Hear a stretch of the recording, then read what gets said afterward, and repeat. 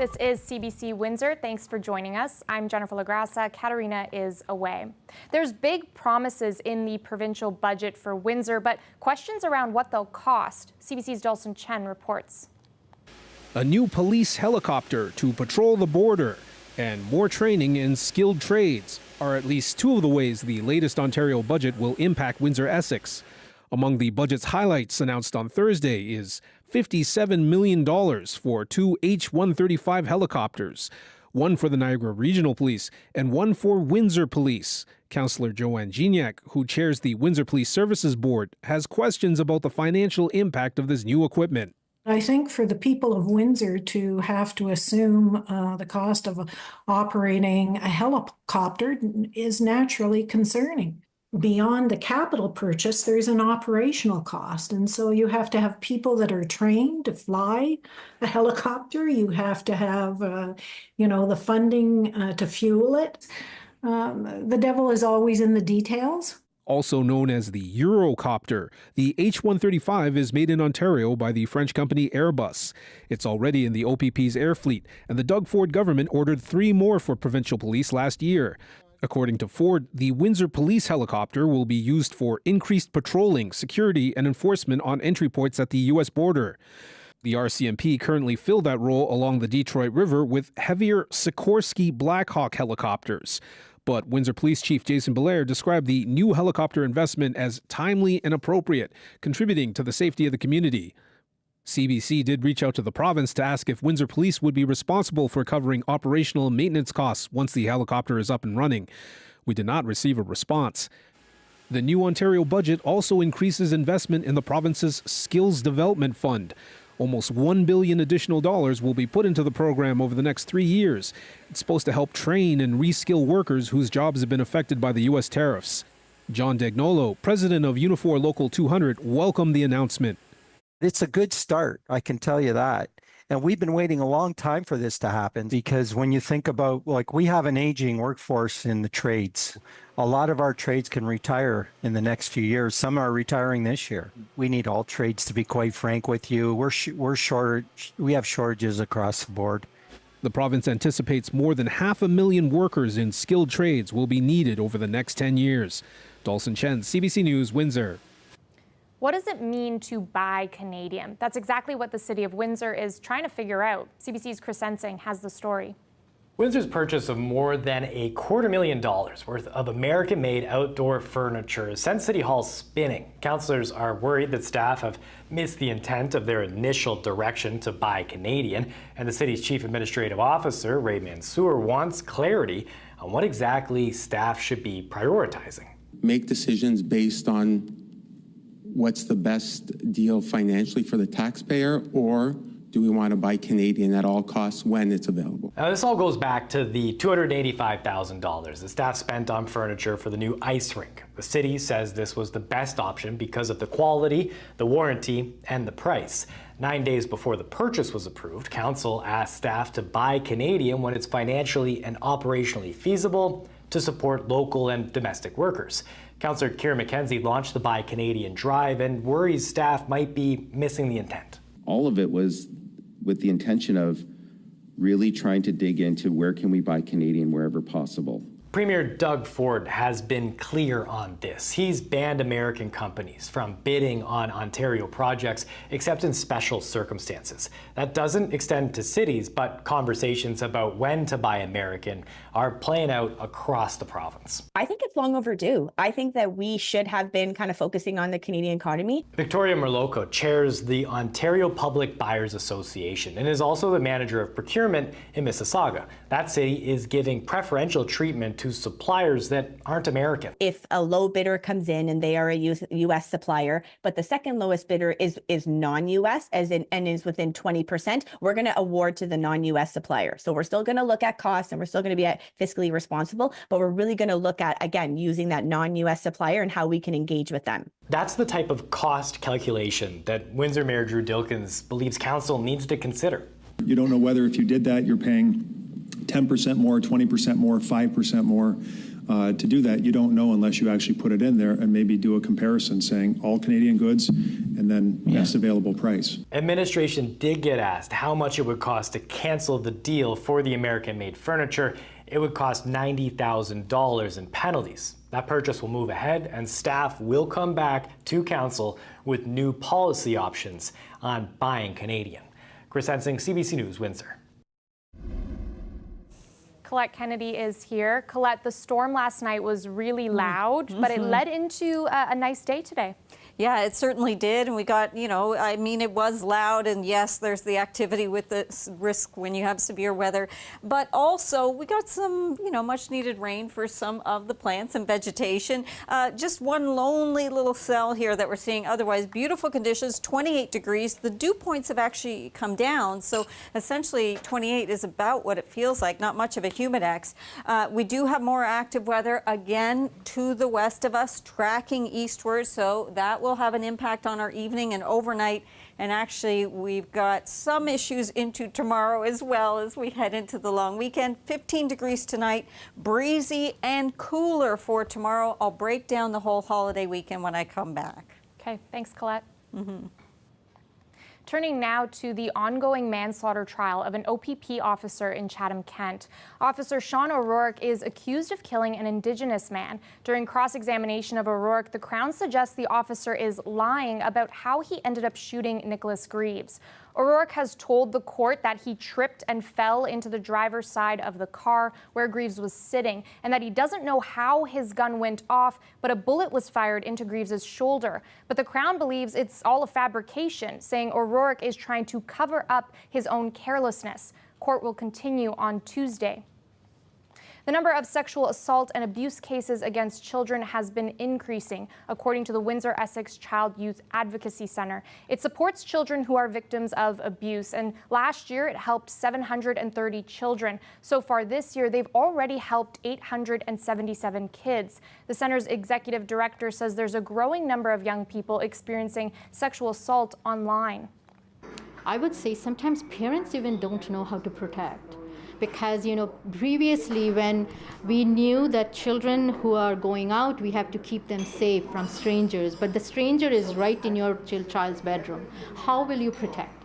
And that is where we are struggling as a parent and as a community. Creating these pathways with these organizations is key because they do what they do best, which is working with these clients, creating pathways with other organizations to ensure that just because the charge is laid and the court's over, there may be trauma involved with these children and families that they need help for, it could be multiple years. And that's what these organizations are good for and have really been beneficial to the community and to the Windsor Police Service.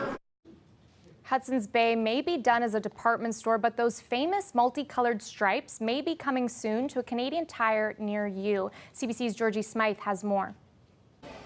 The iconic HBC stripes could now live on through Canadian Tire, with the company announcing an agreement to buy the Bay's logos, designs, coat of arms and trademarks for $30 million. There's quite a bit of treasure there that can be used in the future by Canadian Tire. In a statement, President and CEO of Canadian Tire said this choice feels as strategic as it feels patriotic. It builds on our generational connection to life in Canada, and it fits our new True North strategy. The deal comes after Canada's oldest company filed for creditor protection in March.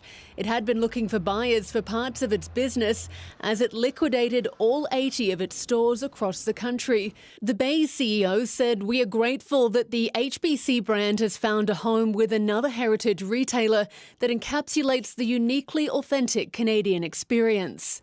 Canadian Tire is also bidding on some of the Bay's old locations, but it's unlikely to resurrect the retailer, says this analyst. I think what they're going to do if they're bidding on leases, it's probably going to be for part of the lease, the Bay has, and they would probably look at it for a Canadian Tire store, a Sport Chek or a Mark's. I can't see them doing anything with the Bay in its former version of itself. This is going to be reincarnated differently. Deep discounts brought many Canadians back into stores, and some shoppers there were happy to hear the news. The Hudson Bay stays alive, that's great. I mean, it's a Canadian history, the heritage company, and I think it's great if it could stay alive. as long as it lives on, that'll be a bit of a plus for sure. And Canada Tire is good too, a big company. A court still needs to approve the deal, which wouldn't close until later this year. It's not known if money raised from the agreement will flow to workers fighting for severance pay. Georgie Smythe, CBC News, Vancouver. Loblaw is warning the trade war will hit its shelves harder in the coming days. As Anise Hadari explains, the longer the tariff chaos continues, the more consumers are paying for it. $19.55. Your grocery store bill could be going up soon, at least for U.S. imports the Canadian government has tariffed. Warning coming from Canada's largest grocer, Loblaw. Its CEO has said its number of tariffed products is about to shoot up from 1,000 to 3,000 out of about 80,000 it stocks. In a LinkedIn post, Pearbank wrote customers will start to see more impacts in non-produce categories like natural foods, pantry staples, health and beauty products, and more. Most vegetables and fruits are exempt from Canada's counter tariffs, but many dry goods and processed foods still face 25% charges. Independent players say cheaper pre-tariff inventory is running out. Buckle up. We've already started to see the price increases. Remember, these counter tariffs went into effect in March. So as inventory became depleted, those goods had to be replaced if you did not have an alternative supplier. Some of Loblaw's biggest competitors didn't directly address if price hikes are coming, but Metro and Sobeys both said they are working with their suppliers. So far, it's just Loblaw warning about future price hikes. I think they're trying to get ahead of this. This marketing expert says the grocer wants to avoid blame. They're trying to do something that other retailers aren't doing, which is keep preparing the consumer for what's to come. Will consumers still respond positively because of that? Probably not, because at the end of the day, your grocery prices will be more expensive. And in the U.S., Walmart giving similar warnings about U.S. tariffs on China. And so what some retailers will do is they'll absorb a lot of that cost increase so that they can still flow that product, still be able to sell that. With the U.S. trade war going global, one thing is clear. Some costs at your local supermarket will go up unless tariffs drop down. Anise Hadari, CBC News, Calgary. It is the biggest international music competition in the world. Eurovision's big finale is set for Saturday. The contest includes European countries, but also nations such as Australia. Could Canada be next? Magda Gabriselesi has the story.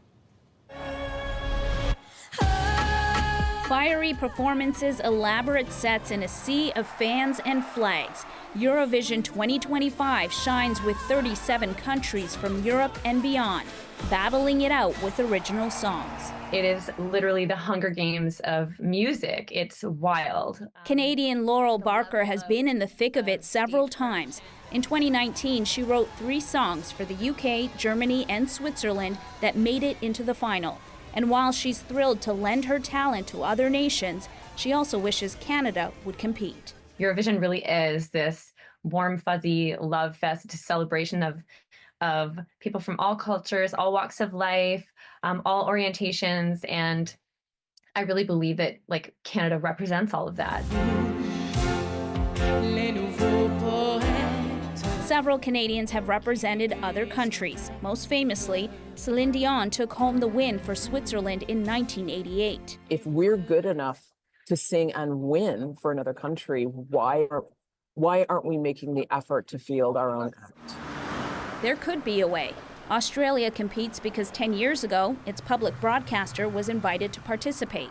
The European Broadcasting Union, which coordinates the song contest, says it's up to CBC to express interest, and that the CBC is the only Canadian broadcaster that could hypothetically hope to participate in the Eurovision Song Contest. Previously, an outside production company pitched a show to CBC to pick a Eurovision contestant for Canada, but CBC passed on the idea, saying it is prohibitively expensive. Meanwhile, Canadian fans are getting in on the action in other ways. My passion led me to attending 2 Eurovisions in a row. For now, Ariana Vink will keep rooting for her favorites, like Sweden, to take the win on Saturday. I'd love to see us in it one day. Magda Gabriselesi, CBC News, Toronto. we've got a look outside there. It was a hot one if you were out and about. Coming up next, we're going to have news coming out of London's hockey trial. Stay with us.